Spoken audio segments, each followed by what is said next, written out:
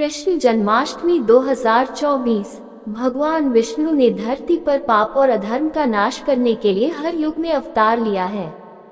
विष्णु जी के एक प्रमुख अवतार भगवान श्री कृष्ण हैं, जिनका जन्म मथुरा की राजकुमारी देवकी और वासुदेव की 8वीं संतान के रूप में हुआ था। श्री कृष्ण का जन्म राजा कंस की जेल में हुआ, जो देवकी के भाई और मथुरा के अत्याचारी शासक थे। कान्हा का बचपन गोकुल में माता यशोदा और नंद बाबा की देखरेख में बीता। जन्म के तुरंत बाद वासुदेव ने उन्हें कंस के भय से बचाने के लिए अपने चचेरे भाई नंद बाबा और यशोदा के पास छोड़ दिया। इस प्रकार श्री कृष्ण का बचपन गोकुल में प्रेम और सुरक्षा के वातावरण में बीता, जहां उन्होंने अपने अद्भुत लीलाओं से सभी का मन मोह लिया। श्री कृष्ण ने अपने जन्म से लेकर जीवन के हर पड़ाव पर चमत्कार दिखाए हैं। उनके जीवन से जुड़े अनेक किस्से और कहानियां हैं, जो मानव समाज को मूल्यवान शिक्षाएं प्रदान करते हैं। श्री कृष्ण ने अधर्म और पाप के खिलाफ सही मार्गदर्शन किया, जिससे धर्म की स्थापना हुई। उनके जन्म दिवस को पूरे भारत में एक उत्सव के रूप में हर साल भक्तगण हर्षोल्लास के साथ मनाते हैं। इस पावन अवसर पर आइए जाने कृष्ण जन्माष्टमी का इतिहास और इसका महत्व। कृष्ण जन्माष्टमी न केवल भगवान श्री कृष्ण के अवतार के रूप में उनकी महिमा को दर्शाती है, बल्कि यह हमें सत्य, धर्म और न्याय के मार्ग पर चलने के लिए प्रेरित भी करती है। कब है कृष्ण जन्माष्टमी 2024?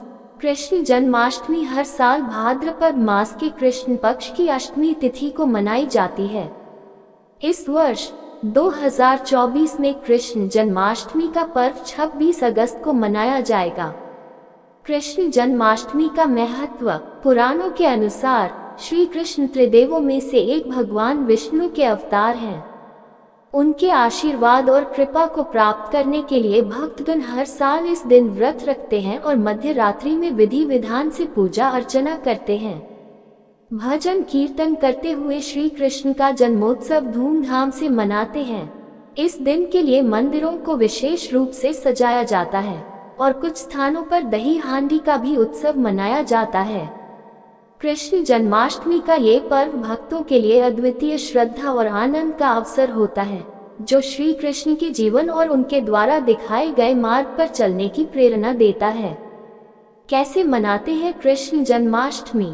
जन्माष्टमी के अवसर पर भक्तगण श्रद्धा और भक्ति के साथ उपवास रखते हैं और भगवान श्री कृष्ण की विशेष पूजा अर्चना करते हैं। श्री कृष्ण का जन्म मध्य रात्रि में हुआ था, इसलिए जन्माष्टमी की तिथि की मध्य रात्रि को लड्डू गोपाल की प्रतिमा का जन्मोत्सव मनाया जाता है। घर में मौजूद बाल गोपाल को स्नान कराकर सुंदर वस्त्र धारण कराए जाते हैं और फूल अर्पित कर धूप दीप से उनकी वंदना की जाती है। भगवान श्री कृष्ण को मक्खन, दूध और दही बहुत प्रिय है, इसलिए उन्हें इनसे बना भोग अर्पित किया जाता है, जिसे बाद में प्रसाद के रूप में सभी में वितरित किया जाता है। ये पूजा विधि भक्तों को श्री कृष्ण की लीला और उनके दिव्य प्रेम से जोड़ने का एक माध्यम है। क्यों और कैसे मनाते हैं दही हांडी? जन्माष्टमी के दिन कुछ स्थानों पर दही हांडी का आयोजन होता है, जिसका गुजरात और महाराष्ट्र में विशेष महत्व है।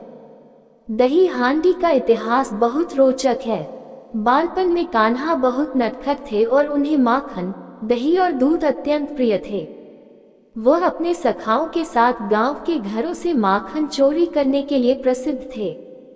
गांव की महिलाएं माखन की मटकी को ऊंचाई पर लटका देती थीं, ताकि कान्हा उसे न चुरा सके। लेकिन बाल गोपाल और उनके मित्र एक पिरामिड बनाकर मटकी से माखन चुरा ही लेते थे। कृष्ण की इन्हीं शरारतों को स्मरण करते हुए जन्माष्टमी पर माखन की मटकी को ऊंचाई पर टांग दिया जाता है। लड़के नाचते गाते पिरामिड बनाते हैं और मटकी तक पहुंचकर उसे फोड़ देते हैं। इस परंपरा को दही हांडी कहा जाता है और जो लड़का सबसे ऊपर जाकर मटकी फोड़ता है, उसे गोविंदक कहा जाता है। यह उत्सव श्री कृष्ण के बाल्यकाल की शरारतों और उनकी मस्ती भरी लीला का प्रतीक है, जो जीवन में आनंद और उल्लास भरता है।